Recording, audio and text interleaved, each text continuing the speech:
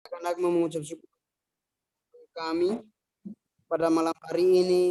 Kami anak-anakmu menyatukan hati kami untuk beribadah kepadamu melalui Zoom ya Tuhan. Biar urapi setiap hamba-hambamu yang mengambil bagian dalam pelayanan pada malam hari ini ya Tuhan. Engkau urapi mereka sesuai puji namamu. Biarlah ibadah kami pada malam hari ini jadi dalam nama Bapa, Putra, dan Roh Kudus. Amin. Shalom. Amin. Terpujilah nama Tuhan. Yuk, mari. Ya, angkat pujian Joyce dan Hermanto. Lagu yang girang-girang. Ya. Mari kita angkat lagu Dalam Yesus Kita Bersaudara. Kasih pada dalam persaudaraan. Haleluya.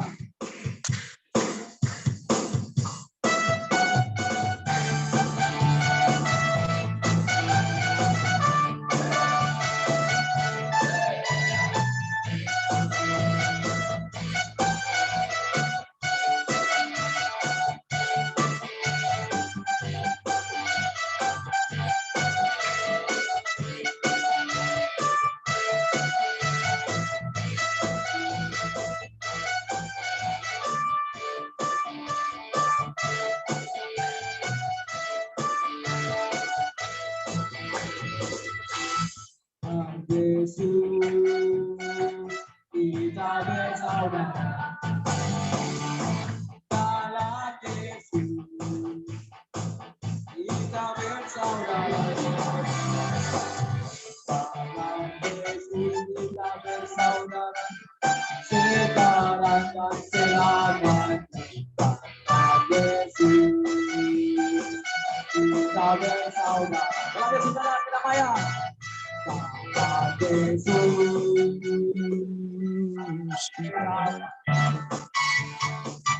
dalam Yesus ada kedamaian.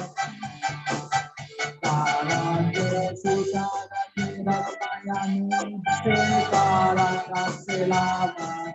Dalam Yesus ada kedamaian. Dalam Yesus ada sukacita. Dalam Yesus ada sukacita. Dalam Yesus ada sukacita. Dalam Yesus ada sukacita. Sekarang dan selamanya. Dalam Yesus ada sukacita.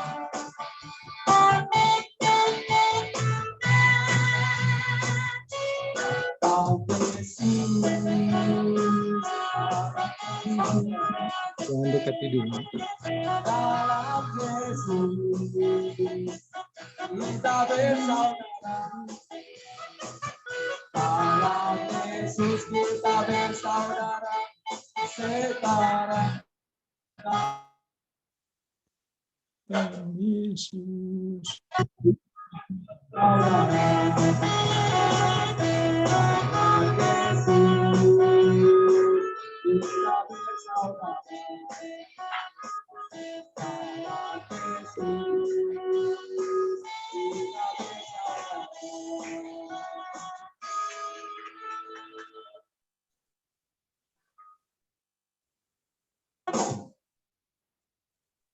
Haleluya, haleluya, haleluya. Yuk, kita mau menyambut firman Tuhan yang disampaikan oleh hambanya.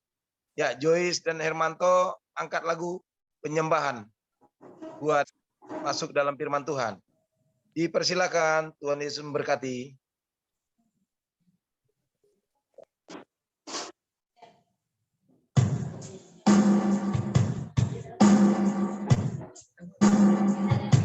Gaya juga. Pakai kacamata nih.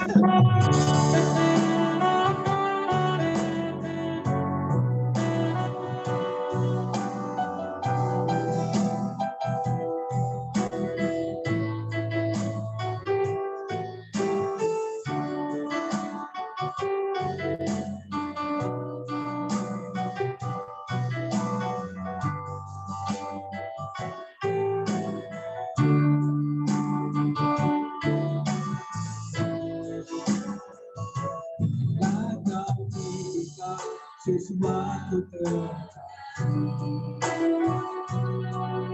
percaya semauku terjadi. Tengah jiwa ku percaya kuasa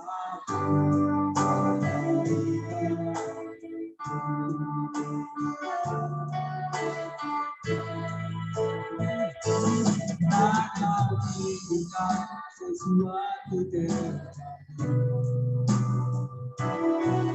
ku percaya semauku kebaikan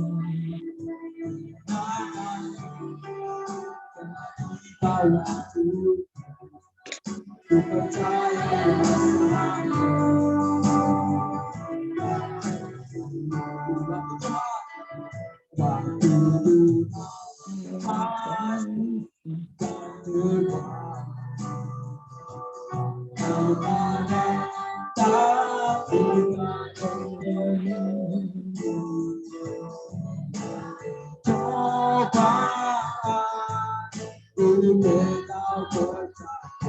waktu waktu Tuhan itu pasti yang terbaik. Kau tak mudah dipengaruhi. Coba aku kau percaya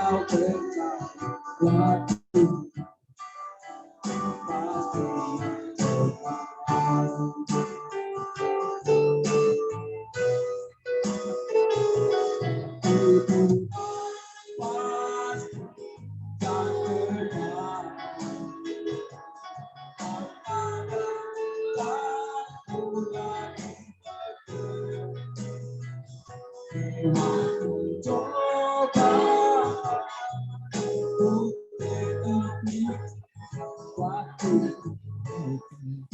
pasti waktu Tuhan itu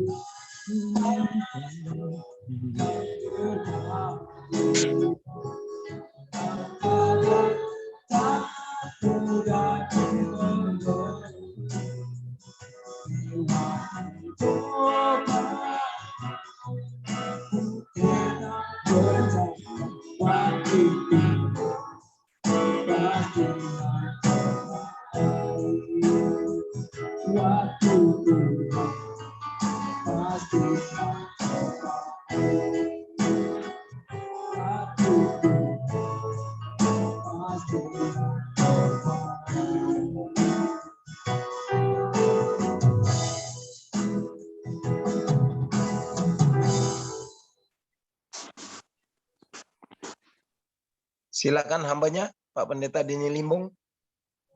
Ya, puji Tuhan. Mari kita berdoa. Terima kasih Tuhan, segala puji, kemuliaan bagi nama-Mu. Kami sudah memuji dan membesarkan nama Tuhan. Kiranya pujian itu bagaikan dupa yang berbau harum yang sampai ke hadapan hadirat-Mu.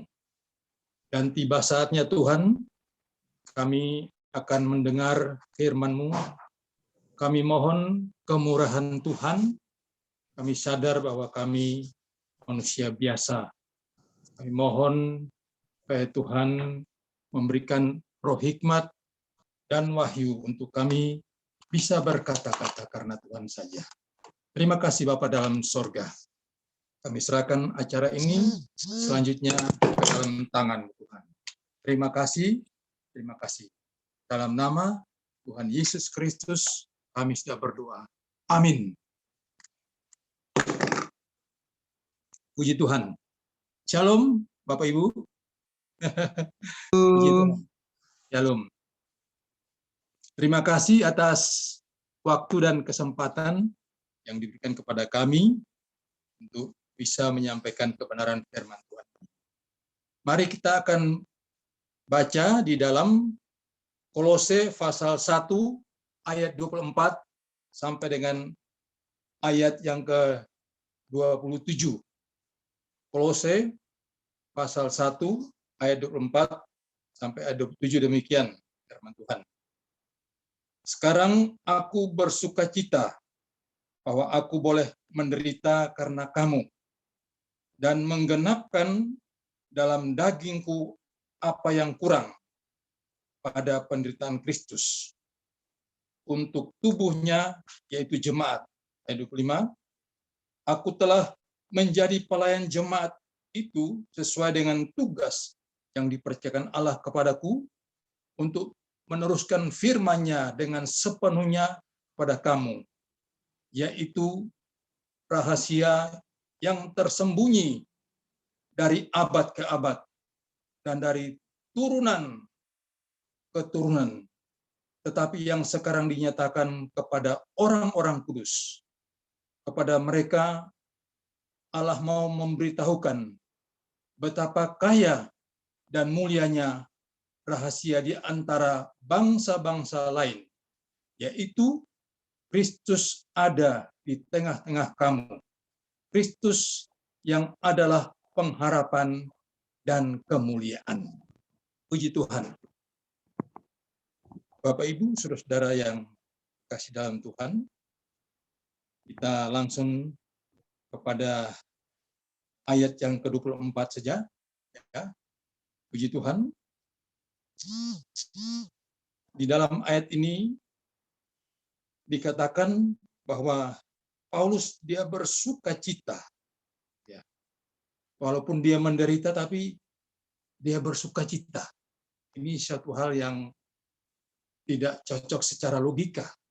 Tapi di dalam iman dan percaya kepada Tuhan itu bisa terjadi. Karena ada kekuatan di dalam kehidupan orang yang melayani Tuhan. Paulus setelah dia dipanggil, saudara sekalian, Paulus melayani dengan luar biasa. Mungkin bisa dikatakan dia melayani dengan all out. Ya. Karena dia tahu bahwa yang panggil dia itu adalah Yesus. Ya.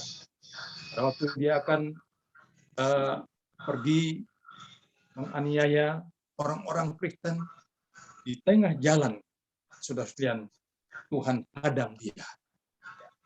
Dia merasa bahwa dia adalah orang yang mendapat wewenang untuk menyiksa orang Kristen, tahu-tahu di tengah jalan sekian dia dihadang, dan selanjutnya terjadi satu perubahan mujizat yang sangat luar biasa. Ya, mungkin sebagai kompensasi dalam pelayanan yang Tuhan berikan kepada dia, dia melayani luar biasa. Dia melayani di Efesus, di Filipi, di Kolose, di Tesalonika, dan lain-lain. Ya menyampaikan ajaran-ajaran pokok supaya orang-orang yang dia sudah layani itu, saudara-saudara, ya, tetap kuat di dalam Tuhan. Ya. Sebelum kita melihat di situ, kita melihat lagi ayat 24 ini dikatakan, sekarang aku bersukacita bahwa aku boleh menderita karena kamu dan menggenapkan dalam dagingku apa yang kurang pada penderitaan Kristus untuk tubuhnya, yaitu jemaat. Kalau kita melihat ayat ini, ya, apakah penderitaan Kristus itu kurang? Tidak. Ya. Istilah tetelestai itu kita sudah paham, sudah selesai. Ya. Tapi kalau kita bisa melihat dalam terjemahan yang lama, ditulis bahwa Paulus itu menggenapkan di dalam dirinya, ya, penderitaan-penderitaan yang Kristus alami, dia ingin supaya dia juga mengalami. Dalam terjemahan yang lama. Saudara sekalian, sehingga dia melayani Tuhan dengan sepenuhnya. Dalam ayat yang ke-25, aku telah menjadi pelayan jemaat itu sesuai dengan tugas yang dipercayakan Allah kepadaku untuk meneruskan firman-Nya dengan sepenuhnya kepada kamu. Apa? Yaitu rahasia yang tersembunyi dari abad ke abad dan dari turunan ke turunan, tetapi yang sekarang dinyatakan kepada orang-orang kudus. Ya.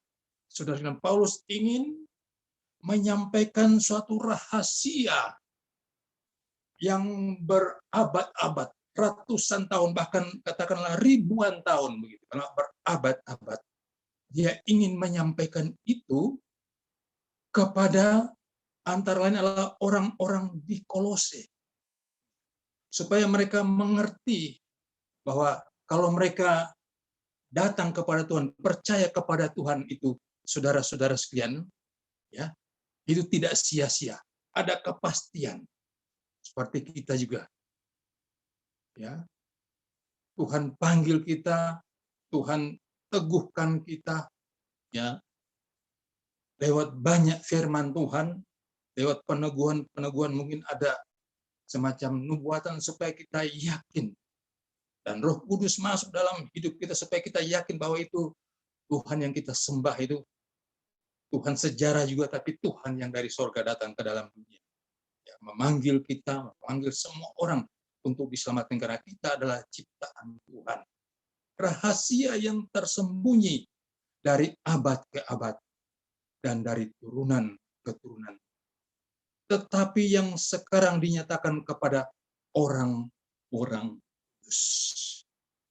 Ya, jadi Tuhan mau menyatakan rahasia. Ada rahasia yang Tuhan mau berikan kepada orang-orang kudus. Saudara, ya. Apa rahasia itu? Sangat sederhana. Ayat 27. Kepada mereka Allah mau memberitahukan betapa kaya dan mulianya rahasia itu di antara bangsa-bangsa lain, yaitu Kristus ada di tengah-tengah kamu. Kristus yang adalah pengharapan dan kemuliaan. Beritanya sederhana. Kalau kita baca sekarang sederhana, ya. Padahal ini berita yang, ya, sudah lama, berabad-abad tersembunyi. Itu mau dinyatakan, ya, dengan cara yang sederhana juga. Kristus ada. Ya. Saudara-saudara sekalian, ya, mungkin kita perlu menggarisbawahi di sini. Ya. Kristus ada di antara kamu. Kristus ada dalam kehidupan kita. Ada juga istilah-istilah dalam perjanjian baru, ya, tentunya en Kristo, di dalam Kristus. Kita sudah di dalam Kristus, ya, puji Tuhan. Di dalam Kristus itu indah, ya.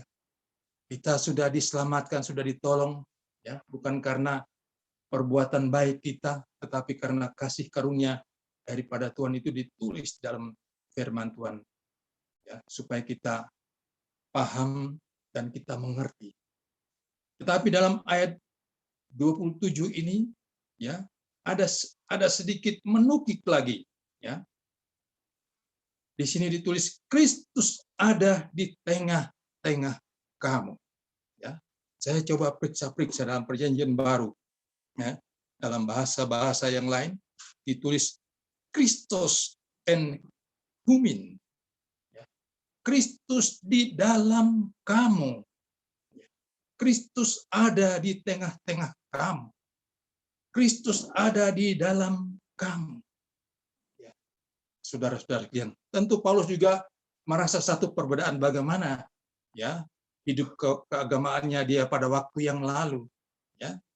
Saudara-saudara, dia paham, dia ahli, dia tulis di antara teman sejawat dia tidak kurang, dia seorang yang pandai, katakanlah begitu, saudara-saudara sekalian.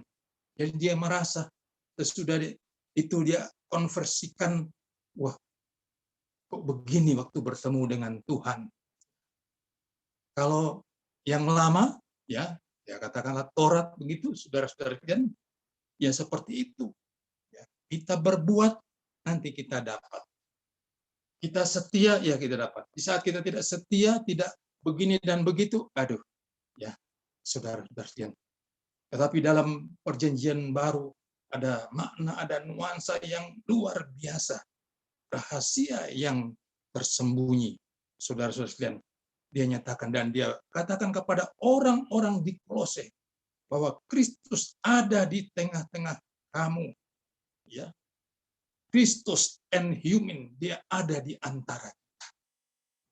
Paulus menyatakan ini, ya, rahasia yang berabad-abad itu, ya, saudara-saudara sekalian, dia nyatakan, yaitu Kristus ada di antara kamu. Tidak perlu lagi kamu terpengaruh dengan yang lain-lain. Ya, di Kolose, saudara-saudara sekalian, sudah ada penyusupan ajaran-ajaran yang lain. Dalam pasal yang kedua, ayat yang ke-8 dikatakan, hati-hatilah supaya jangan ada yang menawan kamu dengan filsafatnya yang kosong dan palsu, menurut ajaran turun-temurun dan roh-roh dunia, tetapi tidak menurut Kristus. Saudara-saudara sekalian, ya, ada susupan ajaran-ajaran yang lain, filsafat, ya, filsafat orang dunia ya dia mendambakan dunia, filsafat kita ya kita mendambakan Kristus, ya, kita selalu ingat kepada Kristus, kepada Tuhan, ya, karena Dia yang menciptakan kita, Dia yang menjadikan, bahkan Dia yang menolong kita. Hidup lama kita, ya, katakanlah gelap, tapi di dalam Kristus kita mendapat terang yang ajaib. Saudara sekalian, ada nuansa yang baru bahwa Kristus ada di tengah-tengah kamu. Supaya orang-orang Kolose tahu, jangan terpengaruh dengan ajaran turun-temurun nenek moyang. Ya, mesti ini, mesti itu, tambah ini, tambah itu. Ya, ada apa-apa, waduh, mesti bikin seperti ini supaya berkenan kepada manusia. Padahal yang Paulus mau itu kepada Tuhan saja.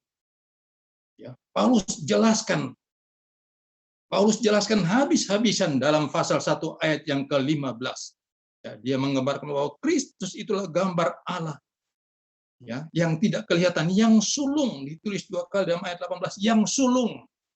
Sulung itu artinya yang pertama. Pada mulanya, yang pertama. NRK. Ya. Ada mulanya, tapi tidak ada penghabisannya. Itu Tuhan. Pikiran kita kecil untuk bisa mengerti hal ini. Kita hanya bisa dengar, belajar, ya mungkin sebatas itu. Lebih dari itu mesti ada pewahyuan ilham, sehingga kita bisa mengerti dan berpegang kepada firman Tuhan. Ya, Paulus katakan bahwa semua itu ada di dalam Kristus. Semua kepenuhan itu. Dan Kristus ada di antara kamu. Ya. Kristus ada di dalam kehidupan saya dan saudara sebagai anak-anak Tuhan. Ya. Pada waktu kita percaya, kita sudah dimeteraikan. Roh Kudus sudah ada dalam hidup kita. Dan saya percaya Roh Kudus ada dalam setiap kita. Waktu kita percaya. Tapi kadar keberadaannya, ya, itu tergantung kepada respon kita kepada Tuhan. Ya, saudara sekalian. Sebab semuanya sudah selesai. Semuanya sudah lengkap. Tuhan sudah berbuat itu. Tinggal kita sekarang, ya, meresponinya dengan baik dan sehat. Ya, sehingga nama Tuhan dipermuliakan dan seterusnya. Jadi Paulus mengatakan bahwa Kristus itu yang terutama. Jangan yang lain-lain itu. Ya. Seperti di dalam suratan Galatia juga begitu. Ya. Paulus mengatakan begitu keras. Terkutuklah orang yang membawa Injil yang lain. Ya.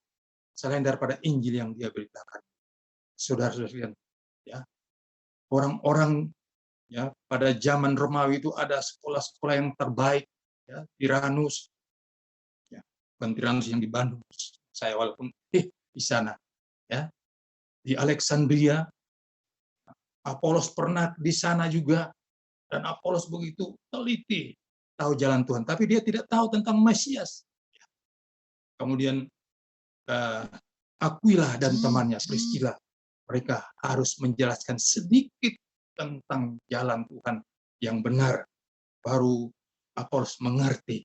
Sehingga dia saat itu juga dia mengerti dan dia menjalankan atau memberitakan kebenaran tentang Kristus itu.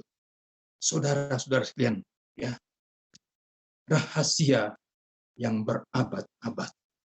Ya, Kristus ada di antara kami. Oh, luar biasa sekali. Kristus ada di antara kita. Amin. Kristus ada di daerah Cilincing. Kristus ada juga di bagian timur sana.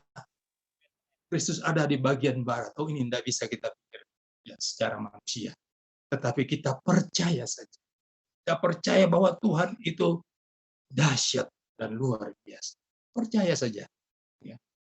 Pasti ada jalan bagi saya dan saudara menghadapi kehidupan ya pada akhir zaman ini.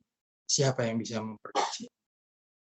Ya, kita tidak bisa memprediksi. Ya. Tetapi kita percaya bahwa Tuhan pasti menjaga kita. Tuhan pasti melindungi kita. Kenapa? Karena Kristus ada di tengah-tengah kita. Saudara-saudara sekalian.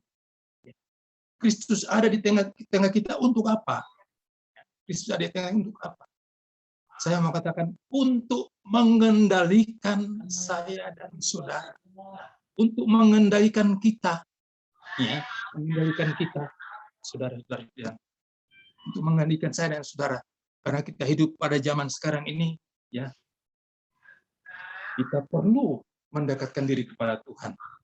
Kalau kita senang-senang, kayaknya kurang. Biasanya begitu. Kalau susah baru, Tuhan, tolong. Saya mendapat doa yang baik itu, yang bagus. Itu di saat saya susah. Katakan begitu. Tapi waktu saya senang-senang, nanti dulu. Umumnya begitu. Mari kita mau supaya Kristus mengendalikan kita. Ini rahasia yang berabad-abad. Sederhana saja. Kristus ada dalam kamu. Kristus dan human, dia ada dalam kamu. Lalu bagaimana? Percaya. Kristus tidak tinggalkan. Dia ada. Saudara-saudara. Kristus ada bersama-sama dengan kita. Kristus Mesias. Ya. Artinya yang diurapi. Atau pengurapan itu ada di dalam saya dan saudara. Kuasa Roh Kudus ada di dalam kita. Ya, saudara-saudara sekalian. Dia mengendalikan kehidupan kita. Saudara-saudara sekalian. Dia menuntun kehidupan kita. Dulu hidup kita ya tidak baik. Sekarang hidup kita mengalami perubahan. Oh, puji Tuhan. Dulu seperti itu, sekarang seperti ini. Haleluya. Ya, dulu kita masih raba-raba, abal-abal. Keturunan Kristen. Kristen KTP. Tetapi sudah Tuhan panggil kita, kita mulai belajar menjadi dombanya Tuhan. Puji Tuhan, lama-lama kita menjadi anak Tuhan yang baik. Kita sadar bahwa Kristus, kalau Kristus sudah ada dalam hidup kita, maka rahasia itu sampai dalam hidup kita. Rahasia itu sudah sampai. Karena apa? Dia sudah ada dalam hidup kita. Kita percaya. Ya. Saudara-saudara, Kristus, Tuhan Yesus sudah naik ke surga. Rasul-rasul sudah tidak ada. Ya. Tinggal kita lihat-lihat sejarah. Bahkan sampai saat ini, kita juga ada dalam sejarah. Mari kita yakin bahwa dia ada dalam hidup kita. Dan dia mengendalikan kita, maka rahasia itu sampai di dalam kehidupan kita. Kalau ada orang yang mau terjemahkan rahasianya seperti ini, ya silakan saja. Ya. Tetapi Paulus katakan rahasia ini sudah lama berabad tersembunyi. Kristus ada di tengah-tengah. Kita beribadah, dia ada. Kita rasa hadiratnya dalam roh kita. Oh ya, Tuhan. Kalau kita pergi ke tempat-tempat yang keramat, wah kita rasa nggak enak ya, nggak cocok. Kita harus ada dalam ibadah kepada Tuhan, ada dalam hadirat Tuhan. Nah itu, saudara-saudara sekalian, Kristus ada di dalam hidup kita. Ya. Dia ada di tengah-tengah kita, memberikan kebaikan kepada saya dan saudara. Ya. Kristus ada di dalam keluarga kita. Kristus ada dalam rumah tangga kita. Ya. Kristus ada juga di antara anak-anak kita. Ya. Saudara-saudara sekalian, zaman sekarang, zaman digital, zaman Android, zaman canggih, segala macam warna-warna. Gini ya, pagi, sore, siang, malam, anak saya gitu, pagi, sore, siang, malam, sampai saya bilang, saya ingatkan, lihat ada jadwal belajar itu di rumah. Ya, kadang-kadang rasa bosan, tapi ya inilah situasi dan kondisi. Kalau tidak ada Kristus dalam hidup mereka, tidak diajak doa, tidak diajak firman Tuhan, baca firman Tuhan, kayak apa? Ya. Orang tidak tahu. Survei membuktikan 65% itu 2 tahun yang lalu. 65% terjadi go down secara rohani, penurunan. Ya, saudara-saudara sekalian. Ya. Apalagi sekarang, ya. Zoom, puji Tuhan Zoom. Ya. Live streamingnya sambil tidur dengar-dengar. Waduh, tolong. Ya. Ini memang kondisi. Apakah sudah siap atau menjadi seperti 5 anak darah yang bodoh? Waduh. Sama-sama ada 5 darah yang pintar. Oh ya, sama-sama ada pelita. Sama-sama ada minyak. Tapi yang satunya itu loh. Ya, yang kelompok 5 yang satu itu. Saudara-saudara sekalian, tentu kita mau jadi kelompok 5 yang bagus, yang bijaksana saja. Sebab kita hidup pada zaman ini. Saudara sekalian, mau tidak mau seperti itu. Saudara-saudara sekalian. Ya, pagi, sore, siang, malam. Kalau ada tugas, enggak apa-apa. Tapi survei membuktikan. Karena saya sering main HP, dia tertawa sendiri. Aduh, Nas Manase kok begini, tertawa sendiri. Apalagi baru pegang, wah datang banyak sekali WA, SMS, waduh. Ya, ini kondisi. Kayak apa kalau sudah sampai 65%? Kalau kita mengutamakan sesuatu lebih dari Tuhan, seperti apa jadinya? Ya saudara pahit. Kalau kita mengutamakan sesuatu lebih daripada Tuhan, lebih dari yang biasanya tidak begitu. Ya, saudara-saudara, terjadi banyak kekeringan dan ketakutan. Akhirnya ya seperti itu. Itu jangan pernah kita takut. Jangan pernah takut dan jangan pernah takut. Ya, apapun yang terjadi, Tuhan luar biasa. Kristus mengendalikan. Kristus ada di antara kita. Mari kita yakin dan percaya. Dia ada di antara kita. Ya, saudara-saudara sekalian, dimanapun kita pergi, ya, saudara sekalian, Kristus ada bersama-sama dengan kita.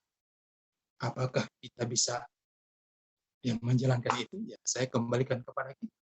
Ya, karena kita dengan Tuhan. Tuhan sudah bilang Kristus ada. Dia mengendalikan kita. Ya, mau ke sana kemari, mau pergi, ya, ke pasar, market, ya, atau mau kemana saja kalau ada Kristus. Ya, mungkin lebih baik sekarang Kristus lebih full dalam hidup kita karena kondisi seperti ini tidak ada jalan lain, ya kan? Saya dapat banyak informasi, mereka hanya kepada Tuhan. Itu yang suka berdoa, sedangkan yang tidak suka berdoa ya pas-pasan aja, ya puji Tuhan. Saya juga, ya, diri saya berdoa supaya Tuhan tariklah hati saya karena siapa saya. Manusia biasa, bisa kurang, bisa lupa, bisa ini. Tapi kondisi seperti mari, Kristus harus ada di dalam kita, dalam hati kita. Biar Kristus menguasai hati kita. Ini rahasia yang besar. Tapi kalau kita baca, ya biasa saja Kristus ada di tengah-tengah kamu. Tapi bagaimana? Apakah Kristus itu mengendalikan kita atau tidak? Kalau dia mengendalikan kita, puji Tuhan. Dia mengendalikan istri kita, anak kita, ya puji Tuhan.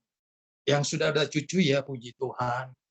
Saudara-saudara yang lain, ya puji Tuhan. Ya, Kristus ada di tengah-tengah kita. Dan kita melihat selanjutnya, Kristus yang adalah pengharapan dan kemuliaan. Di dalam Kristus, kita mempunyai pengharapan, Elpis dan Doxa. Ya, saudara-saudara, ada pengharapan, ada sesuatu yang Tuhan memberi. siapa kita ini? Ya, manusia biasa. Tapi kalau Tuhan mau memberikan sesuatu, Tuhan memberikan pengharapan kepada kita, Tuhan memberikan kemuliaan. Oh Tuhan, terima kasih. Kita kembalikan segala kemuliaan bagi Bapa yang ada dalam sorga. Biarlah Kristus mengendalikan kita. Hidup kita sekarang maupun yang akan datang. Kita mohon. Oh Tuhan Yesus, tolong. Oh Tuhan, tolong. Ya, saudara-saudara sekalian. Ya, ini firman Tuhan yang bisa saya bagikan kepada Bapak. Ya, saudara sekalian. Paulus luar biasa dalam pelayanan. Dia melayani habis-habisan sampai hidupnya ya itu menjadi persembahan atau mati syahid. Tetapi dia sudah mendelegasikan pelayanan kepada anak-anak buahnya, ya, Timotius, ya, Titus, ya, Epafras dan juga teman-teman seperjuangannya sampai masuk penjara bersama-sama dia. Tapi dia tetap kuat. Kita ini tidak di penjara, kita bebas. Walaupun untuk sementara ya seperti ini, tapi kita percaya Kristus ada di dalam hidup kita. Dan pasti Tuhan akan tolong kita. Mungkin Anda sakit, ya Pak Makmur sakit, kita berdoa, kita percaya bahwa Kristus juga ada bersama-sama dengan beliau. Puji Tuhan, ini firman Tuhan yang bisa saya bagi kepada Bapak Ibu. Bahwa Paulus di dalam pemberitaannya kepada sidang proses supaya mereka tahu bahwa Kristus ada di tengah-tengah mereka, ada dalam hati mereka, untuk mereka tetap percaya bersandar kepada Kristus. Sekarang sampai selamat. Firman Tuhan sampai sekian, mari kita berdoa. Terima kasih Tuhan untuk kebenaran firman-Mu Tuhan. Engkau meteraikan di dalam hati kami. Biar kami sadar bahwa Tuhan bersama-sama dengan kita, dengan kami semua. Terima kasih, segala puji hormat kami kembalikan kepadamu. Dalam nama Tuhan Yesus kami sudah berdoa. Amin. Kami kembalikan. Amin.